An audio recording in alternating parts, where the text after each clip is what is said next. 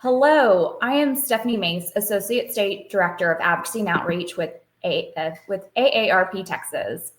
I cover state consumer protection issues for AARP, and I appreciate you joining us today as we discuss solar panel fraud. If you own or rent a home, you have likely had a solar salesperson come to your door to try and sell you rooftop solar. I know I have multiple times. More customers are turning to solar panels to reduce their electricity costs or to ensure that they have power to their home or medical equipment during a power outage. AARP is concerned about the deceptive and abusive practices toward some solar businesses or salespeople use to get a sale, especially toward older adults. With that in mind, let me introduce our guest today, Ann Baddour, Director of Fair Financial Services with Texas Appleseed. Welcome and thanks for joining me, Ann.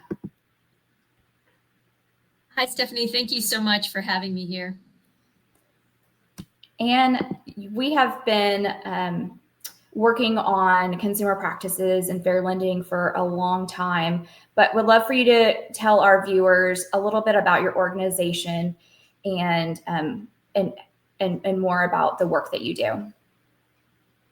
Absolutely. Thank you so much. So I work with Texas Appleseed, and we're a statewide nonprofit focused on Texas issues. We're nonpartisan, and we work in the policy, research, and advocacy area to support fair, just, and equitable policies that enhance the well-being of all Texans. And solar panel frauds and scams was something that came to our notice probably around a year and a half or two years ago. Really, we started hearing issues from lawyers as well as from individuals, and it gave us a lot of concern, and it's something, so we started to look into it to research the issues. So I think you're the first person that told me about solar panel fraud and some of the complaints that you've heard, especially from older adults. How did you collect more information? How did you get information about some of the challenges that people were having with solar panels? So when we look at consumer protection issues, one of our go-to areas is complaints. So we submitted requests to the Texas Office of the Attorney General to see, are people complaining about this? And we were pretty taken aback with what we found. We found thousands of complaints related to solar panel and solar panel fraud, and particularly in the last couple of years. So we pulled information from 2018 to around the middle of 2024, and looking at the full years through 2023, we found that there was an 818% increase in the number of complaints. And I think a lot of that stemmed from some new federal incentives that were updated in 2021. And so there was a lot of hype, and people knew there was something going on, some kind of government money supporting solar panels. And we also had Winter Storm Uri and a couple of other major power outages. So the cost of power went up, and people were really, a lot of people suffered. And the idea of being somewhat energy independent or being able to benefit from having solar panels as a backup system or a way to reduce costs was really appealing. That is a lot. Can you tell me more? After you collected those complaints, what were some of the most common complaints that you heard? So the top two categories of complaints that that were unsatisfactory service. So either the panels were installed poorly, the people never returned their calls, never followed up, or there were fraudulent or misleading statements. And the fraud would particularly impacted older Texans. We saw a lot of complaints either from retirees themselves or from the children of older parents talking about how they were convinced that this would be free and ended up with huge loans, $40,000 to $70,000 loans, often lasting 20 years, for solar panels that didn't even work or provide financial benefit. And so it was a financial hit from all directions for these individuals, something they thought that was sold to them as free, but ended up costing them even more than they were paying for their electric bills. I was on mute. Sorry about that. I've heard similar complaints from AARP members. Maybe they were they had a door-to-door salesperson, and they didn't know what they were signing. Or we've also heard from caregivers of an older adult that didn't realize what type of contract their parent had signed into, and potentially they were selling their parents' home to move them into a facility, a long-term care facility, and then realized and were shocked at what their parents entered into. I still am shocked by the percentage of increase of complaints over the past, 5+ years of these solar panels. I think we also hear so many times from individuals that they're bombarded by solar panel salespeople. So I could understand how easy it could be for some that that end up giving in, potentially not knowing what they've signed into. So we are in the middle of a legislative session. So can you talk a little bit about, what have we seen any legislation this session that you think would help protect consumers? What is the legislature considering right now? So there are a few bills that have risen to the top, or that we're looking at. And actually, for those who are following the legislature closely, 2 of them have a hearing in the Texas Senate on next week on Tuesday. One is an information bill, and so it's Senate Bill 1697, and it has a House companion as well. And this bill would require an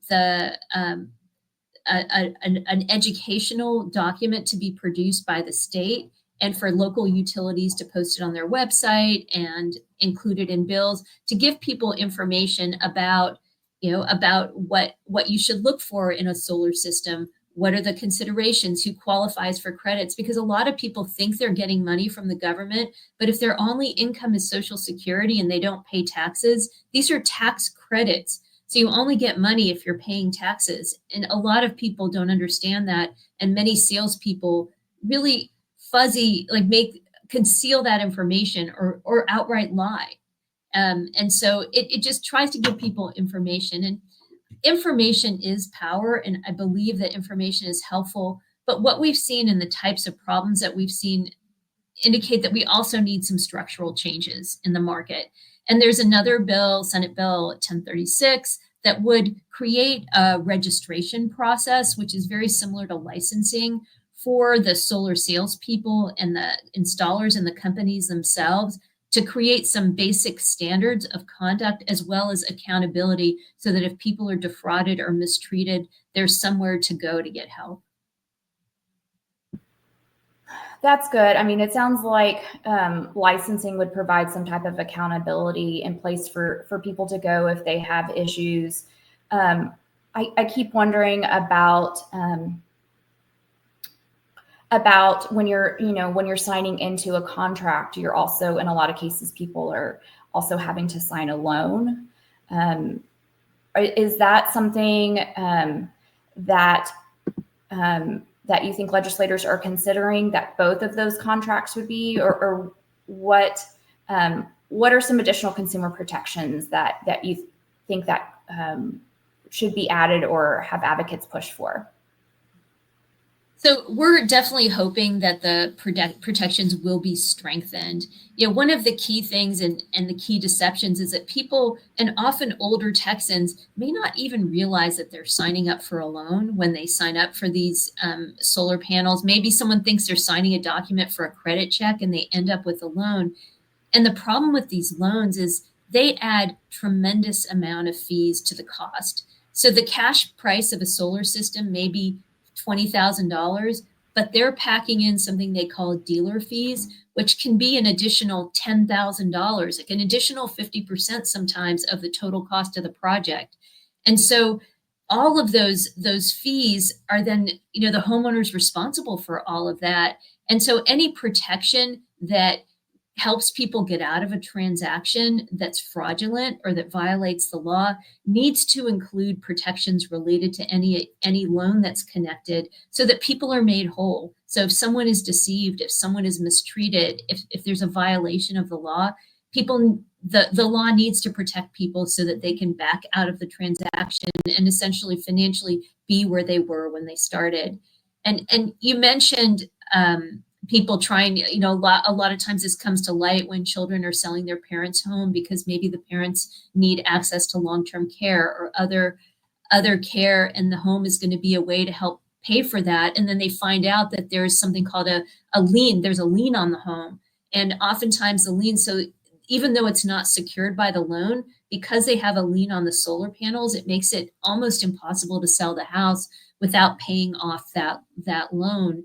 And so being able to unwind the loan transaction, if it's associated with a fraudulent sale, is really, really an important protection. We're also hoping to see more front-end protections. The best protection against fraud is for it not to happen at all, right? And so we see a lot of aggressive door-to-door sales, and we're thinking about some possibilities, maybe slowing down the process of the transaction if it happens door-to-door, having more protections, because a lot of times door-to-door salespeople will bring their own iPad or their own device, and people don't even realize what they're signing. They may not get copies of contracts. So thinking about how the contracts are signed and giving people a little more time to think and to talk to their loved ones before the transaction goes into effect.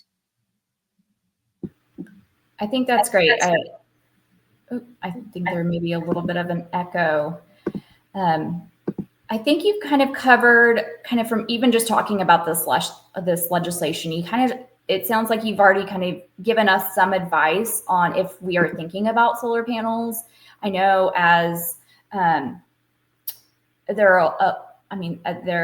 are a lot of folks that are considering solar panels.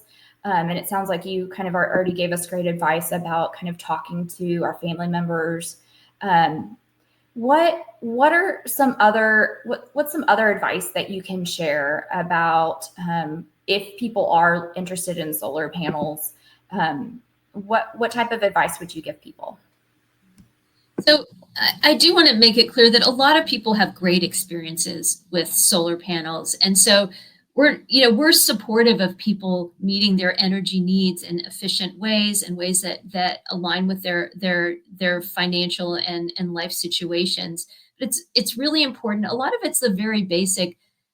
As a first issue, purchasing from door-to-door sales is generally not the best way to purchase these major kinds of systems because it's a high pressure environment.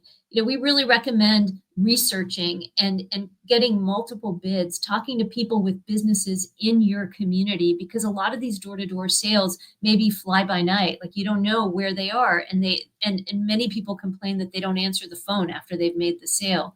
And so looking at businesses in your community and also talking to your electric provider, your utility provider, because different companies have different policies in terms of how they connect, how they allow solar panels to connect, how much they pay for the power that's generated from solar panels. And so it's important to understand that and to get some really good assessments of your house, because some houses are positioned in a better way to benefit from solar energy and others not so much. I mean, if you have a huge shade tree over your house, it may not be the right fit. And so it's just important to do your research, to slow down. And in terms of financing, many people don't have the money up front if they want to do this. Sometimes a bank or a credit union can offer a better loan than some of these financing companies that are sold along with the solar power because of those really high fees. And so I would just recommend knowing the cash price and understanding the difference between what people will pay with the cash price versus if it's financed, to make those decisions in a clear way, in a way that aligns with your situation and what makes sense. And finally, with regard to any incentives or tax credits, really important to know that at least at the federal level, the tax credits, you only get the tax credits if you owe a tax bill. So for people who don't owe a tax bill to the federal government, they're not going to be able to benefit from that. And that's something very important to understand because it has a big impact on the cost of those solar panels. Thank you, Anne. I think that's great advice. I know I would love to support kind of clean energy and reducing my electricity bill. So I like the idea of doing my own research to know what is possible for my area, and connecting with my my local credit union or somebody that I have a relationship with to get more information about what a loan could look like. And I'm always, I feel like the door-to-door salespeople are always pressuring you. And so my easiest thing to say is just no, thank you for your time. And just, if I'm interested in a product, doing my own research and finding a company based on kind of what I'm looking for and possibly good reviews. So I thank you. I look forward to working with you this session on Senate Bill 1036 and the other consumer informational guide around solar panels. I think those are going to be great resource. That will be a great resource, when it passes, if it passes this session. And for those that are watching, we thank you for your time. If you have been watching this video and you want to follow what AARP Texas is doing at the Capitol this session to learn more about what we're doing around solar panel fraud, we encourage you to visit AARP Texas, our advocacy hub at AARP. Let me say this slowly, aarp.org/TXADVOCACY. So it's TX Advocacy, to follow more of what we're working hard to do for you. Thank you all for your time, and have a good day.